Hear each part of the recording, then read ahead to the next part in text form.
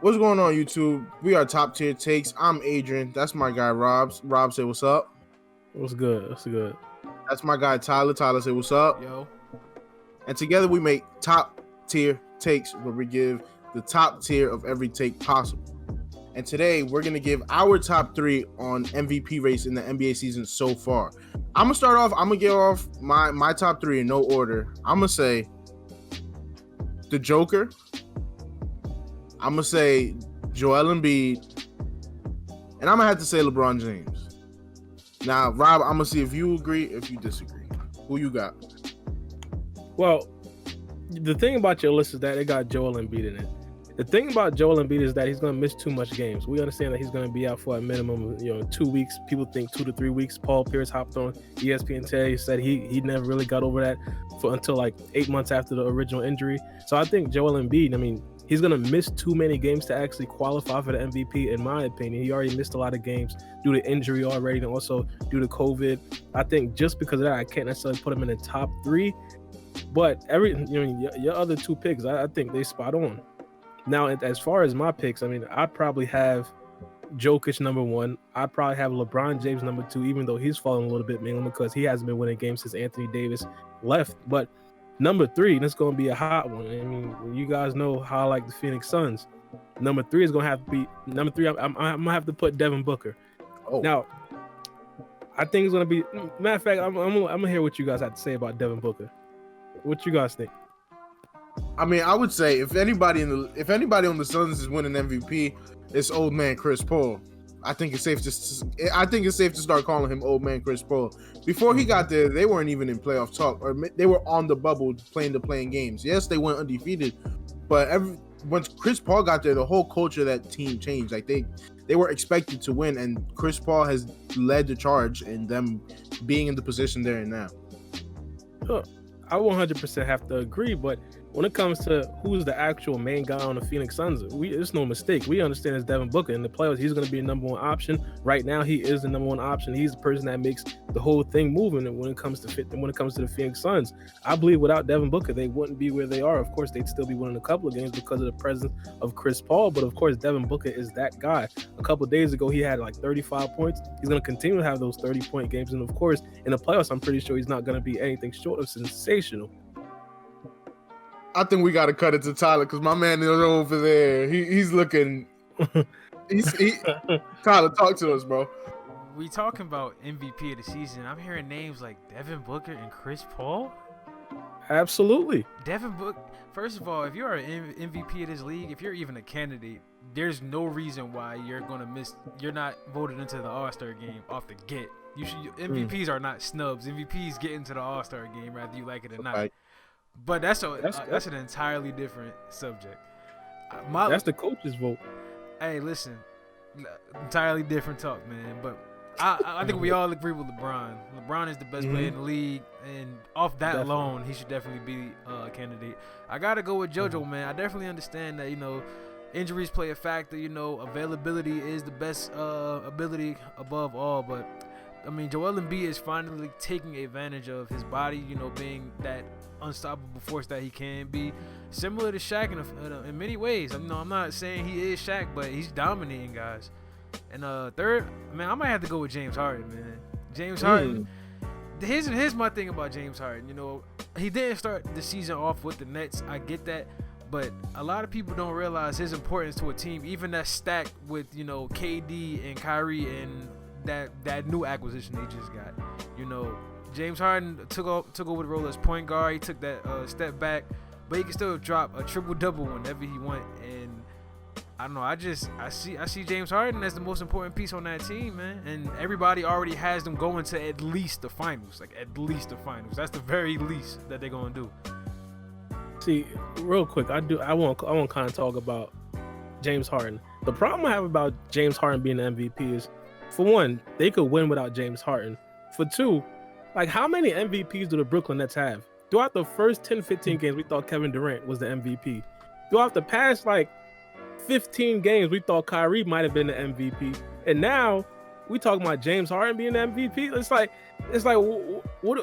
how many MVPs can one team actually have? If you guys do recall, back in 2011, when Miami Heat had the 3 All-Stars, basically had the 3 superstars, excuse me, and Dwayne Wade was averaging about 26 points, 27 points. They said LeBron James couldn't be the MVP because Dwayne Wade was averaging about 26, 27 points. Dwayne Wade had to like bottom out his point per game average to about 22, and then LeBron James was able to win MVP. I think the Nets, they aren't necessarily dependent on one player because they have 3 of them. If James Harden right now was to sit out, I mean, I'm pretty sure they'd still be a very good basketball team. That's why I can't necessarily give him the MVP. And another thing about Joel Embiid, I mean, he didn't play the last game, and the 76ers beat the Spurs by 40. I don't know how much valuable he is, but I agree with your list. You can't necessarily, you can't necessarily scoff at that list. That is a list of 3 good players. So Tyler, you left off Joker from your list, right? I did, correct. So you would put James Harden over Joker for this season as MVP right now? I would, absolutely. I don't know. I feel like what Joker means to the Nuggets, and yes, they do have their record is. I feel like it doesn't show what that team is, but I feel like Joker he's balling out this season. He's putting up like almost like Russ when he won the MVP. He's putting up numbers similar to that. I feel like he should be on that list. I mean, I 100. Yeah. Oh, go ahead. Well, I mean, it's not. I would have Joker top 5, but my thing about Joker is, in order for you to be like the MVP, it's hard for big men, but you got to be the very best at your position. Now, it's arguable if he's even better than Joel Embiid. That being said, it is impressive what he's doing in the West. You know, he's able to do a lot of things. He's very versatile, and I love his game. Don't get me wrong. It's just for me, it's about what that team could do, or how you transform a team. The Nuggets, would they make the playoffs without Joker? That's arguable. The Nets for sure. But I just feel like James Harden, the way he's been able to transform that team, like a guy of that caliber, it takes a lot to transform a team with, like Rob said, 2 other guys who could be MVP caliber players themselves. So that's all I'm saying. Yeah, I understand what you're saying, and I feel like another part Joker brings to the table, and I feel like it's coming out to be a special season, is out of the 38 games that the Nuggets have played, Joker has played and started in all 38 of them. So he's been available, and he's been dropping buckets, playing defense. He's the full package, man. See, the thing that I kind of agree with Tyler about, in regards to Joker. By the way, I have Joker number 1 in my MVP race. But the reason why I could kind of see Joker not necessarily being able or eligible to actually win the MVP is because the Denver Nuggets aren't necessarily doing that well. Of course, they're over 500. They're doing average in terms of playoff teams. They're the 5th seed. They're 22-16. Even in the East, they'd be 4th seed. So it's not necessarily like they're doing anything too crazy. I think because of that could possibly hamper his MVP case right now. We're just over the fascination of Jokic is this new hot flavor that we got in the MVP talks. So of course I think of course I have him number 1, but it's definitely a stain on his record if he can't necessarily get the Nuggets even above the 4th seed. And I don't even think he's going to be able to do that. Hey man, so if you guys were to have to choose your clear number 1, like if the season were to end today and you got to give the MVP out, Rob said he got Joker at number 1. Tyler, who you got at number 1 right now? If the season ended today, who's winning MVP? LeBron James, no question. I'm gonna have to go with Joel Embiid. Solid. Now, Rob, why would you give it to Joker at number 1 right now? Well, I didn't necessarily say that. I think if the season ended right now, I'd give it to Joel Embiid. The reason why I don't have him number 1 on my list is because he's gonna miss games in the future. So I think just because of that, he should be, in my opinion, eliminated from MVP talks. But if the season ended right now, from what Joel Embiid has done throughout the season thus far, he should be number 1. Tyler, not much to explain, but other than him being LeBron James, why do you have LeBron at number 1? Why would you feel he would win the MVP right now? Well, because I feel like with LeBron James, I'm going based off what you're going to see in the future. We all got news, I think today or yesterday, that Anthony Davis might miss, minimum 3 more weeks. And that's on top of the weeks that he's already missed. And LeBron, you just put him on a team, just get him into the playoffs. That's all he needs.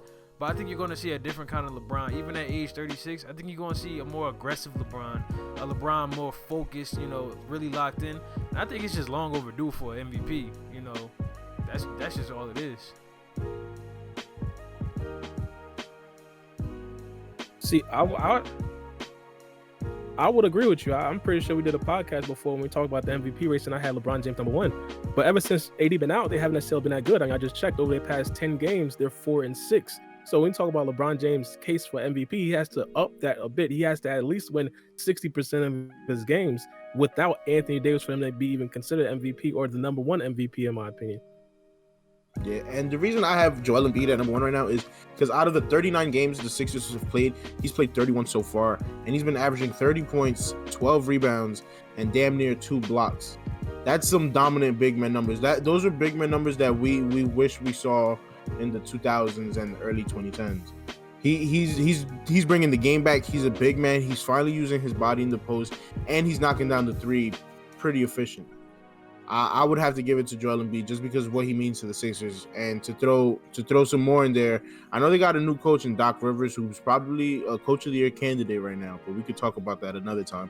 The 76ers are also 1 seed. Yeah, I mean, definitely. I just don't think he'd be able to sustain that because of the missed games that he had. And of course, I still got to bring up Devin Booker as being one of my MVP candidates. Second best record in the NBA. I believe they should fall a little bit below that, possibly 3rd seed in the West. But if they stay at this pace and potentially even become the number one seed in the league, remind you guys, the Phoenix Suns could possibly have the number 1 seed in the league. They're 2 games behind the Utah Jazz. And me and you guys, we talked about how the Utah Jazz before the podcast, they're kind of sputtering out of control right now. If the Phoenix Suns become the number 1 seed, Devin Booker should definitely become at least he should be a top 3 MVP candidate.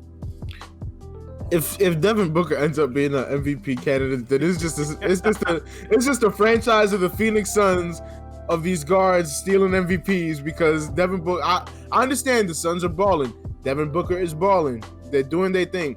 But Devin Booker is not an MVP caliber player right now.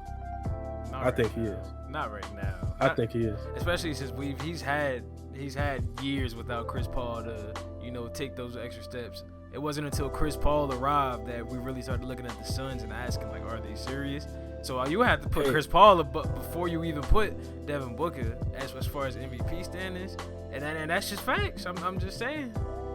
I don't know, man. I mean, we just seen Devin Booker drop 35 on Damian Lillard's head just like a couple days ago. I don't know if we could just completely dismiss that. I understand what you're saying about CP3 and his value to the basketball team. Without them, the Suns would probably be a very bad team. But of course, as we see, without Anthony Davis, the Lakers aren't any good. And of course, I feel like if the Brooklyn Nets lost both Kevin Durant and Kyrie Irving, I'm pretty sure the Brooklyn Nets wouldn't necessarily be that good with just James Harden either.